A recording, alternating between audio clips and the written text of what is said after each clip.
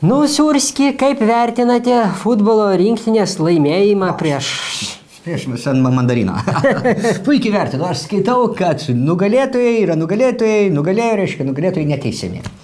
A jūsų galva normalu, kad prieš teisininkus, vos nepasakiau tenisininkus, buhalterius ir studentus laimėjom tik per pratesimą? Tai atsakysiu šitą klausimą. Aš vadovaujuosi kitais rodikliais.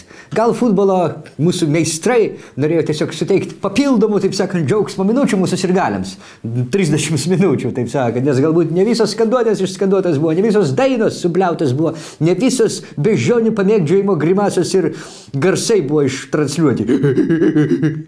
A jums nieko tokio, kad sirgaliai trenerio Pankratjevo adresų skandavo visokias ten nešvankės skanduotės, užuominas slaidė apie, sakyčiau, tokį vyriškos lyties vištinių paukštį? Na, man tai nieko, aš ne Pankratjevas. Šitą vietą aš taip, pavyzdžiui, nelabai suprantu sirgalės. Pankratjevas gi ne žaidėjas.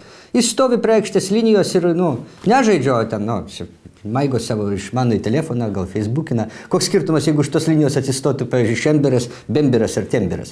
Taigi nieks nepasikeistų. Galėjom geresnių rezultatų nugalėti. Geresnių. Tai tada reikia išsakyti prelegentų futbolo komandą. Tai būtų tada, kaip sakant, lygios jėgos. Kepėjas prieš kepėją, buhalteris prieš buhalterį, vartose vienos komandos stovi advokatas, kitos vartose prokuroras. Tai čia tada būtų sąžininga. Ir kas čia tokio, pavyzdžiui, anksčiau visi sportininkai turėdavo profesiją. Sabonis buvo Žemės ūkio akademijos kažkoks tai ten absolventas kažką tai. O gynėjas Latoža gaudavo algą kuro aparatūros gamykloje. Dirbo ten. Va taip.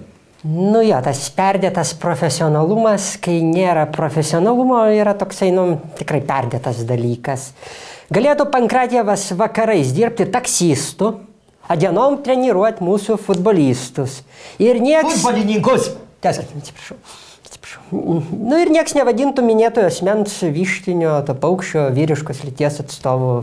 Taip, supratau, jūsų mintį, taip. Taip, o visa Lietuvos futbolo federacija galėtų grįžti prie jaunystės užsiėmimo. Karvelio auginimo. Dabar kai karvelio Kaune nieks neaugina ir daktaras ir agurkas jau sėdi, tai Kaune trūksta karvelių. Akvedaras tam tarpu toks bachūras, atsatskinas su kažkokiais treningais ir futbolistais.